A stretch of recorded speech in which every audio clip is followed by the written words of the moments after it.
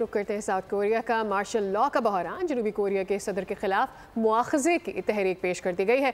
वजीर दिफा को इस्तीफा देना पड़ा है। सदर ने नया वजीर दिफा नामजद कर दिया है। एशिया की चौथी बड़ी मईशत में मुख्तसर मुद्दती मार्शल लॉ का बहरान जारी है। सदर यून सुक योल के खिलाफ पार्लियामान में मुआखजे की तहरीक पेश कर दी गई। उन पर इल्जाम लगाया गया है कि वो मार्शल लॉ नाफिज करके अपने और अपने खानदान के खिलाफ जराइम की तहकीकात का रास्ता रोकना चाहते थे।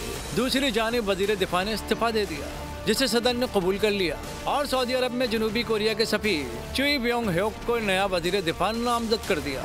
मुस्ताफी वजीर दिफा किम योंग ह्योन ने ही सदर से दरखास्त की थी कि वो मार्शल लॉ का ऐलान करें, कि जिसे फौरन खत्म कर दिया गया और सैकड़ों फौजियों को जो आर्जी तौर पर सियोल में नेशनल असेंबली कंपाउंड में दाखिल हो गए थे वापस उनके बैरकों में भेज दिया गया।